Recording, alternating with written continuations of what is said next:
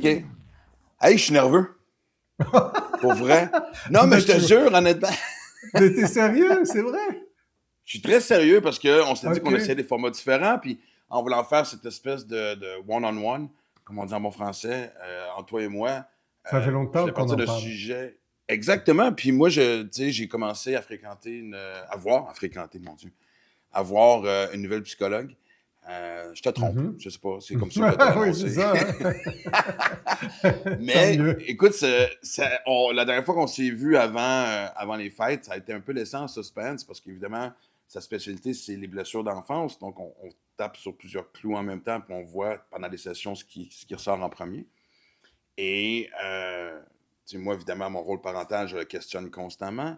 Il y a son lot de Mhm. culpabilité, comme bien des parents. Je pense que le Mhm. mien, je l'exagère dans la culpabilité, malgré l'amour que mes enfants me portent, puis je les vois aussi me rassurer, mais Ouais. ils m'ont dit quelque chose que j'ai partagé avec elle, et elle m'a dit quelque chose qui m'a frappé, puis je le partage avec tout le monde présentement, mais les deux en même temps, Olivia et William, pendant un souper, euh, m'ont littéralement dit, même des fois, même quand t'es là, on sent pas tout le temps que t'es là.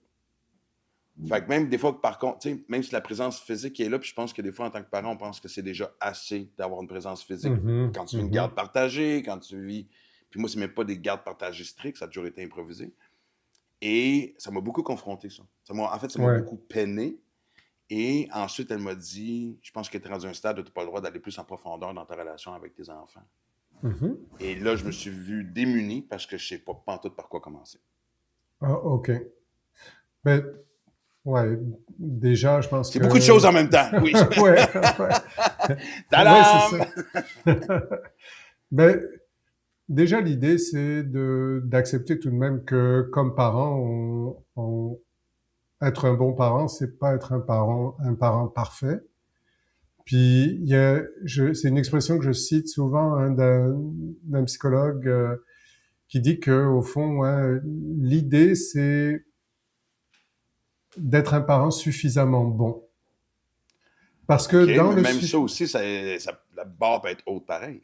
c'est que le suffisamment bon, ça laisse quand même la place à ne pas être parfait. Donc, ça donne déjà, hein, ça réduit un petit peu le niveau de performance ou d'exigence.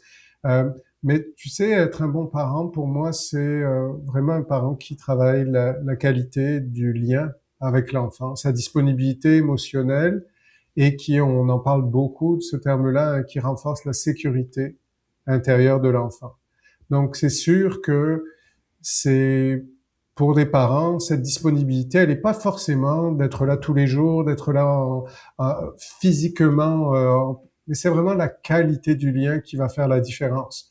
Est-ce que est-ce que tu comprenais pourquoi au fond on te disait ou les enfants te disaient mais t'étais pas toujours là, t'étais pas toujours Oui. disponible même quand t'étais là?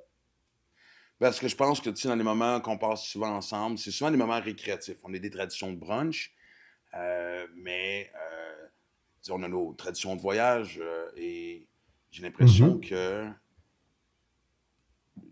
surtout le fait que je travaille avec Livia, fait que des fois j'ai de la misère à mettre la frontière. OK, c'est un moment de famille et non un moment business. Donc, même pendant des moments de famille, je peux lui garrocher les sujets. Puis elle a été bonne de me le faire réaliser. Euh, dans le cas de William, je suis avec un enfant qui est quand même assez introverti. Fait que des fois, je suis comme souvent en train de jongler sur comment aborder pour partir de la conversation. Euh, mais je sais qu'ils ont raison en disant que des fois, des moments de silence avec William, je vais partir dans ma tête. Des moments de famille où on est en voiture, au lieu de prendre le temps. Oui, on se parle de nos quotidiens, de nos vies, on fait du rattrapage, Mais, comme on dit, mais ouais, ça reste ouais. en surface.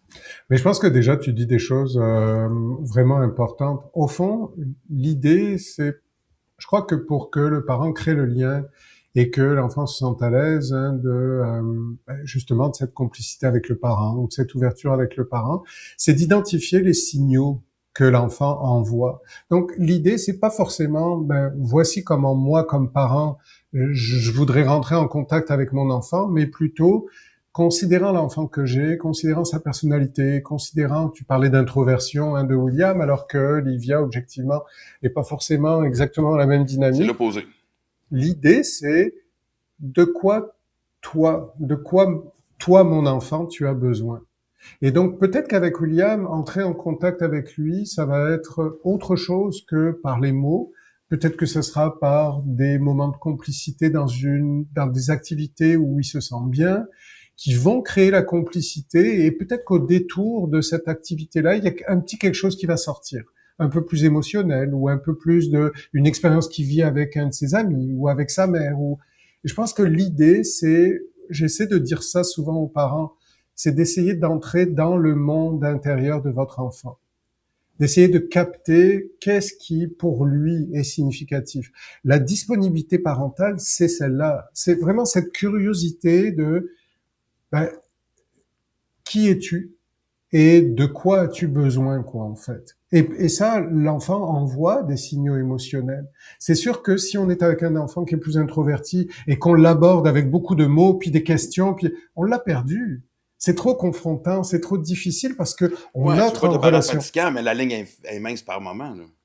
Mais en fait, est-ce que tu t'observes, par exemple, que il y a des moments où tu te sens vraiment en connexion avec l'un ou avec l'autre, ou est-ce que tu dirais il y a toujours des moments un peu difficiles, où il y a toujours des moments où je sais pas trop quoi faire, ou comment tu vois les choses? Non, tu sais, j'ai ma maman un point de repère, puis on en a vécu un avant les fêtes, parce que pour la première fois, on passait pas Noël ensemble. Là, j'explique rapidement pour les gens, mais moi, je partais en Australie avec ma mère parce que ma soeur habite en Australie. Mhm, Livia est restée ici, évidemment, avec sa mère, puis William aussi. Bon. Et puis ma mère a 80, fait que je sais que ces longs voyages-là, il en reste pas 10 non plus, je dis pas ça. Mais, fait qu'on s'est fait un Noël, juste les trois ensemble, avant, avec une tradition de. On s'est fait un repas de Noël. mhm. On écoutait nos films. Puis juste quand moi je suis là avec mes deux kids, c'est la plus belle zone de confort que j'ai dans ma vie. Il y a quelque Mhm. chose quand même entre nous trois qui est vraiment assez merveilleux et que j'ai envie d'améliorer.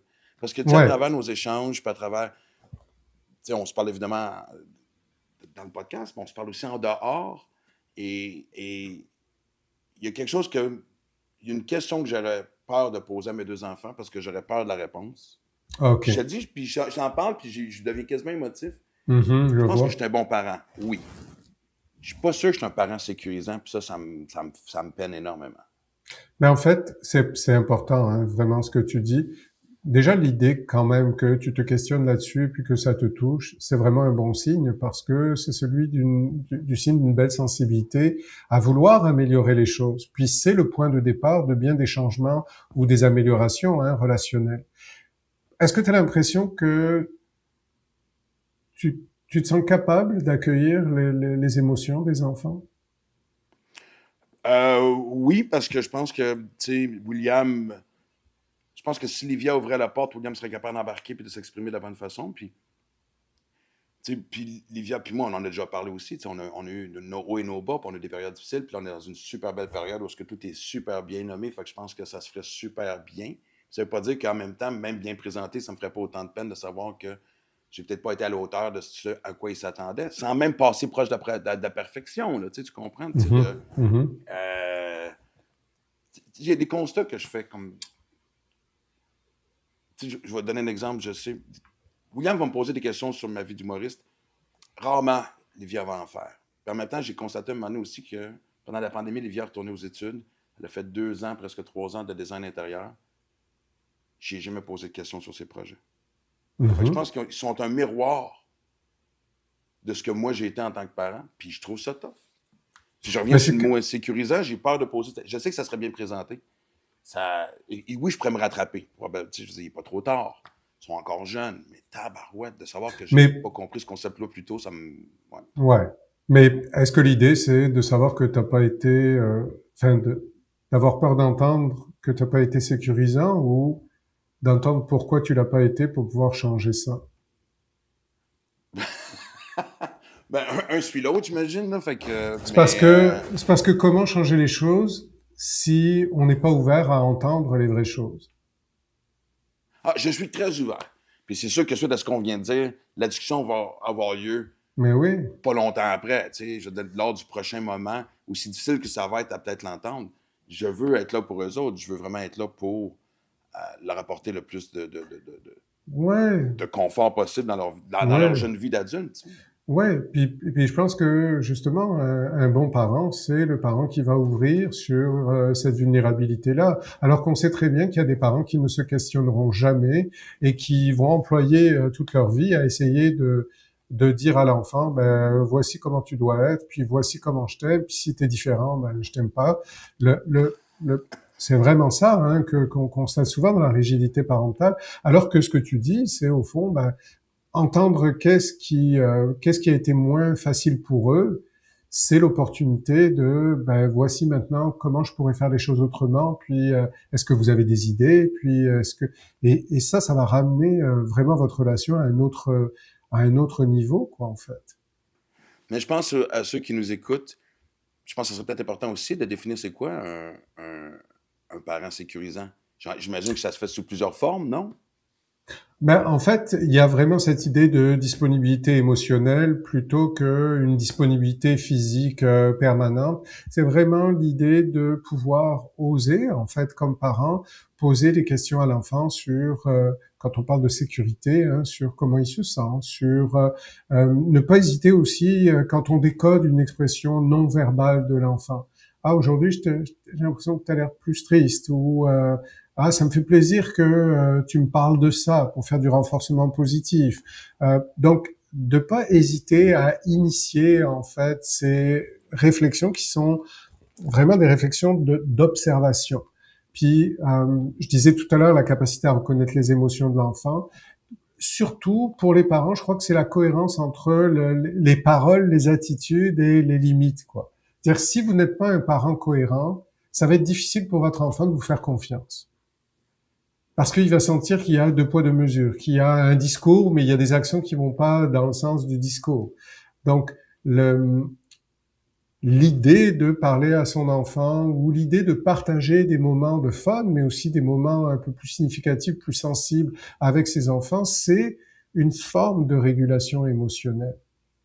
C'est que si le parent ne devient pas l'étranger des émotions de son enfant, à ce moment-là, l'enfant va se dire mon père ou ma mère est un point de référence.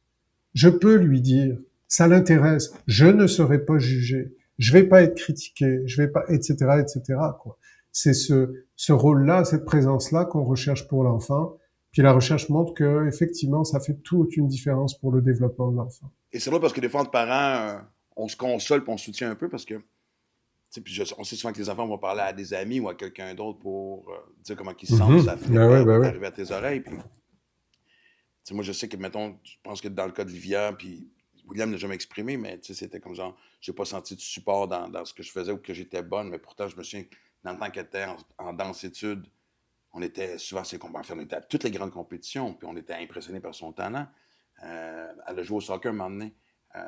Elle a fait plusieurs positions, on a trouvé ça bonne, mais on a toujours été d'un soutien, tu sais, en tout cas, je vais parler pour moi. Puis des fois, je parle avec d'autres parents qui disent, pourtant, je me fais reprocher de, et pourtant, j'ai l'impression d'avoir été là. Donc, il y a cette espèce de sentiment de c'est jamais assez, mais en même temps, il faut aussi se questionner sur est-ce qu'on l'a bien fait. Ouais. Puis c'est pas forcément que c'est pas assez, c'est peut-être que ça aurait dû être différent. Parce que le besoin, en fait, je veux dire, le parent peut avoir le sentiment qu'il fait la bonne chose parce qu'il a son idée de ce que c'est qu'être un parent présent. Mais la réponse, encore une fois, elle est vraiment du côté de l'enfant, elle est du côté du jeune, elle est du côté du jeune adulte. Donc, euh, on a à identifier les moments qui sont symboliques, significatifs pour l'enfant. Pas ceux que on fait qui est bien, dans des généralités de bons parents. Oui, mais mon enfant, lui en particulier, où est sa sensibilité? Qu'est-ce qui est vraiment important pour lui ou pour elle? Puis, il y a des outils hein, pour ça. Il vaut mieux offrir des moments courts, mais pleinement investis émotionnellement et sans distraction. Comme tu le décrivais, hein, au fond, il y a des moments de complicité avec les deux enfants. Euh, je crois qu'il y a une attitude qui est très gagnante, c'est celle de valider l'émotion de l'enfant, même si on n'est pas d'accord. Même si on pourrait lui dire, ben non, mais attends, tu me dis ça, mais il y a quand même... Le point, c'est vraiment la validation émotionnelle. C'est de nommer, de reconnaître ce que l'enfant, l'ado ressent avant même de chercher à le corriger ou à expliquer ou à le changer. Puis ce conseil-là, d'ailleurs, je le donne aussi dans les couples. Si vous voulez avoir une belle relation avec votre conjoint ou Ah, il votre y a une chose à la conjointe, fois, là. Je peux pas régler deux dossiers en même temps. mais non, mais ça va t'aider aussi, c'est que c'est valider l'émotion de l'autre au Ouais. lieu d'essayer de la discuter. Puis, ce cadre sécurisant, ben, c'est celui-là, quoi, en fait, c'est particulièrement pour les enfants, c'est de poser des limites qui sont claires et qui sont constantes, qui rassurent l'enfant plutôt que de le contraindre. Hein. Et donc, il faut que le cadre, hein, dans la petite enfance en particulier, et puis après dans l'adolescence, ça évolue, il faut que le cadre éducatif soit sécurisant, qu'il y ait des limites qui soient claires, qu'il y ait des voici ce qu'on peut faire, voici ce qu'on peut moins faire. Ça n'empêche pas de valider que l'enfant se sente d'une telle ou telle façon, mais ensuite ça revient aux parents de dire ben je comprends que tu te sens comme ça, mais là ça c'est pas possible. Ou ce comportement-là, ou quand tu es en colère, tu peux pas la vivre comme ça ta colère. Mais ça revient à l'idée d'être un bon modèle aussi pour ses enfants. Et tu vois, je pense que suite à ce qu'on discute présentement, il y a beaucoup de parents qui vont se dire OK, ouais, je pense que c'est une bonne idée que je veux aller confirmer avec mes enfants, justement. Suis-je un parent Oui, sécurisant? Moi, je vais le faire avec mes kids. Je pense que je vais peut-être même avec Livia, on va peut-être avoir le courage de le faire ici devant toi pour que les gens s'identifient un peu à quoi ça peut ressembler. Mais moi, dernière chose que j'aimerais ça avancer, c'est de le faire en tant que parent, parce que comme je viens de le dire, beaucoup de parents vont se dire hey, je vais aller vérifier, je vais aller voir ce qui se passe dans ma relation avec mes enfants. Dans le cas de Livia, elle a 24 ans, je sais qu'elle est capable, puis elle a quand même une intelligence émotionnelle assez présente. On le voit ici dans le podcast, Ah oui, oui. dans le balado, tu sais. Mais pour quelqu'un comme justement pour William, qui est c'est un petit gars de 16 ans, ça c'est quoi? Tu sais, c'est pas la même chose. Puis même pour les parents qui vont parler avec des enfants plus jeunes, c'est pas évident non plus pour l'enfant de s'exprimer. Fait que comment décoder aussi un peu des fois? Ah, Comment le je parent pense peut mieux que, ouais, décoder? ouais, c'est vraiment une belle question, en fait. Euh, c'est de travailler la réparation émotionnelle, en fait, en partant de soi. Parce que je pense que pour un enfant, ça va être d'autant plus facile de se dévoiler si le parent amorce la conversation en parlant de lui-même, en disant, tu sais, je réfléchis beaucoup à notre relation, puis j'ai vraiment envie que ce soit une belle relation, en adaptant le discours, hein, évidemment, à un très jeune enfant. On va plus le questionner qui est plus égocentrique, hein, on va pas dire à un jeune enfant de 5 ans, comment tu me trouves, est-ce que je suis un bon parent? On va lui dire plutôt, comment tu te sens comment tu te sens? Est-ce que ça va? Est-ce que tu trouves que papa est gentil avec toi? Puis quand papa est pas gentil, on va essayer de lui faire parler de son expérience relationnelle avec le parent, mais pour, évidemment, quand l'enfant devient un adolescent ou quand l'enfant devient un jeune adulte, l'idée c'est de reconnaître ses erreurs. Tu sais, je réfléchissais à notre relation, j'ai l'impression qu'à telle période, j'ai pas fait la bonne chose, mais je voulais voir comment tu vois ça, toi. Donc, si le parent se présente avec humilité pour l'enfant, il se présente pas à ce moment-là comme un être de toute puissance qui a raison. Puis, donc, pour l'enfant, ça va ouvrir davantage le chemin.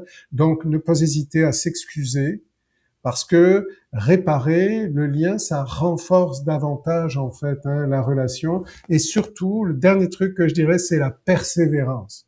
Ne pensez pas comme parent parce que vous êtes prêt, ça y est, l'enfant est prêt, puis au premier coup ça marche. Peut-être qu'au premier coup, l'enfant va vous regarder bizarre en disant mais qu'est-ce que tu me veux, Y j'ai a-tu pas un piège? l'habitude. Ouais, c'est ça. C'est qui ce parent-là, nouvelle version. Mais le point, c'est la persévérance. Ben, je t'en parle, mais regarde, je te lance ça, puis on peut s'en reparler. Tu peux y penser. Tu sais, ça m'intéresse vraiment. Je crois qu'on est rendu là, toi et moi, etc., etc. Et ça, pour le reste de la relation avec l'enfant. Donc, à vie. Parce que c'est ça qui va permettre aussi cette constance, qui va permettre le renforcement du lien et que le lien devienne très positif, en fait. J'aime ça. Comment tu te sens en Ben fin écoute, de, non, mais écoute, honnêtement, comme je l'ai dit, toujours un petit peu aussi nerveux parce que je veux dire, tu veux avoir, tu vas avoir un bon bulletin de parents tout le temps. C'est ton désir. Hein. Donc, mais ça m'encourage à le faire, premièrement, parce que je pense que je trouve ça important de le nommer ça présentement. ouais, Surtout à l'âge qu'ils sont, puis j'ai goût tout de à fait. m'améliorer, puis tu sais, Ouais, je sais que ça va être confrontant, mais je sais qu'en même temps, ça peut être un tremplin dans la bonne direction. ouais. Pas qu'on s'en Puis va vers un mur, mais moi, l'idée, c'est que je non, pense que j'ai déjà dit à un moment donné, j'avais écrit ça quelque part, j'avais dit être un parent, c'est un examen qui dure 18 ans. Puis après ça, tu attends le restant de tes jours pour avoir ta note finale.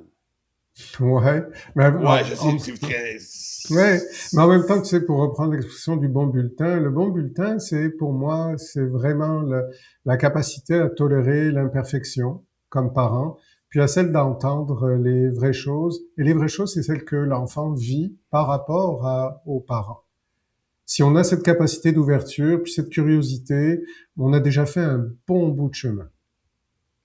Mais moi, je pense qu'on va revenir sur le sujet, c'est sûr. Moi, je vais en parler avec Livia, avec Tout à fait. William, peut-être même les deux en même temps. On en fera peut-être un épisode, mais hey, merci de m'avoir donné le courage de le faire et surtout Ben ouais. de m'avoir donné les outils pour le faire. Ouais, ouais, j'anticipe plein de bons échanges. Hey, tout le monde, merci. J'espère que ça vous parle, j'espère que ça vous rejoint. Ouais. Je parle à vous, les parents. Et Ouais. à suivre. En fait, c'est Ah, l'épisode qui sûr. va devenir comme une série Netflix. Ah, ben écoute, pourquoi pas. On va attendre le deuxième épisode. Hey, merci, Marc. Merci à toi. Bye tout le Ciao, monde. tout le monde.